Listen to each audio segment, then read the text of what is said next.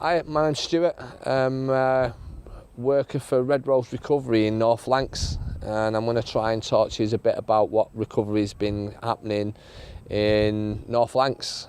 And I think the best way to describe it, or for me to give you the clear picture of what's going on in North Lancs, is to kind of revisit the last kind of 12 months I've been involved in what's been going on around here. That way then it's easier for me to explain to you and for you to get a broader picture of just how much is actually happening around here, because it's actually quite a lot. If I can just start off firstly then with one of the areas which comes up, which would be Second Chance, which is a group that works in line with Kirkham Prison, with Matt Idle and Mark Shear. We're doing a lot of really good stuff with the prisons at the minute. It started off with me and Matt, having an idea that we wanted to help people come from the same background as us, in the revolving door of, going out thieving to fund the drug addiction. Ultimately, we wanted to get into the prison system, and we've both been ex-offenders. I've got around 14 sentences under my belt, come constantly in and out of prison, and Matt's pretty much the same. We've got similar story about drug addiction, like many other people have that come from where we are. And ultimately, we started doing this, started getting involved in Luff, and meeting people as name got about. What we do in the prison is, these guys here are so far and so fixed in their recovery, they go out the prison and find people that are bang at it and go and have a cup of tea with them and try and show them that they can recover. And stigma, they said to us that we'd never get into prison, that we'd never work in prisons. We do, we work in a prison today. Me and Matt actually work in a prison today. And it's like, the whole idea of having, when we had the recovery week, was to show the prisoners how much recovery is out there. And what the feedback we got was, people didn't realise how much recovery was in the prison. Do you know what I mean? I'm in recovery, Mark's in recovery. I can come in some mornings and have a bad day. I've got no chance of getting past one of them without them saying to me, "What's going on with you, Matt? What's going on?" And I'm like, "No, I'm all right." "Don't think you are." Do you know, it's like, I've had a bit of a bad day. Do you want to talk about it? Hello everyone, I'm Stephen. I'm a prisoner of HMP Kirkham. I was a cocaine user. When you're a user, you're close to a dealer. And when you're close to dealers, you're close to suppliers further up the chain. I made a few mistakes along the way, and I was sent to prison to be punished for my role in a conspiracy to supply drugs. Matt and Mark from Second Chance then came to HMP Kirkham to work with the prison. Wow, 2 ex-users, 2 ex-offenders. Credit crunch, 20 million people out of work, to work in a prison. Brilliant, there's some hope. Me, and I speak on behalf of the lads and the rest of Kirkham, we've now got belief. We've seen with our eyes, you've seen the network. Yesterday I went back to my pad and I downloaded the whole week. Went through about 3 or 4 pages, A4, writing down the contacts I've built, the emails and phone numbers, all ready for when I get out. So we at Kirkham have seen the opportunities on offer. We've now got a second chance. We've also got a recovery community. There's 80 lads, all living in separate rooms on a billet. And they run AA, NA, smart recovery meetings, and some of the lads are even delivering them now. When I was in my last sentence, I was in there for like 3 years, and I maintained a drug habit for 3 years in prison.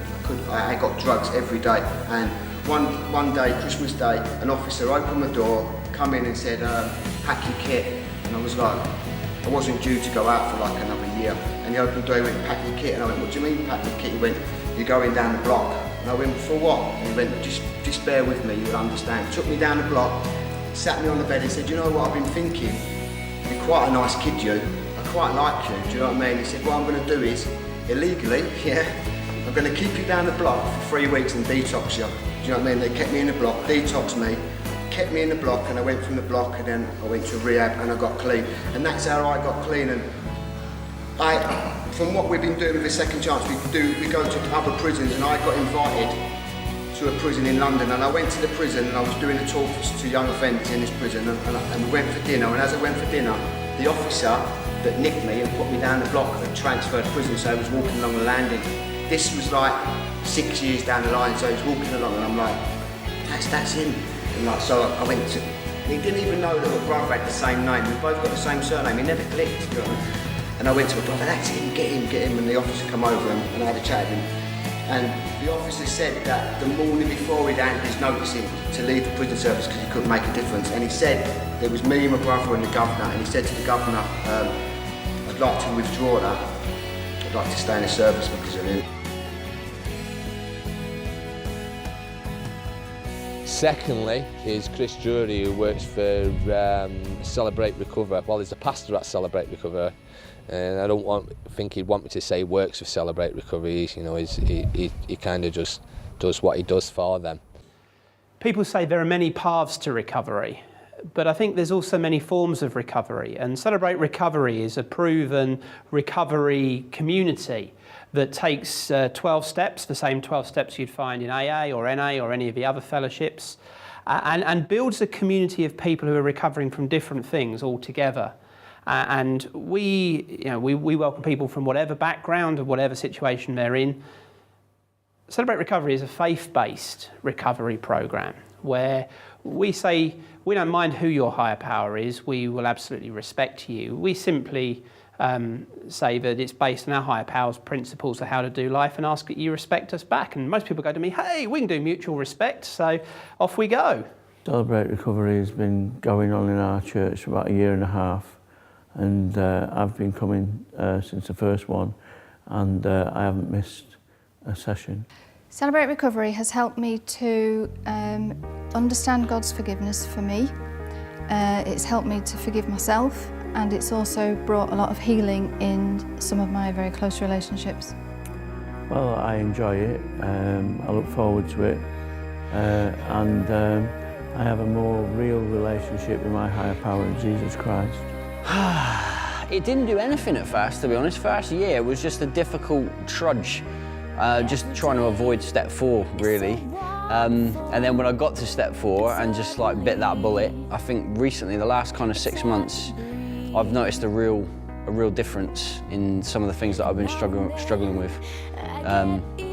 Real joy kind of returned to my life, and actually a lot of the things that I came for, I didn't even notice that I'd moved on to other things, and now there's a whole bunch of other stuff I'm recovering from, so.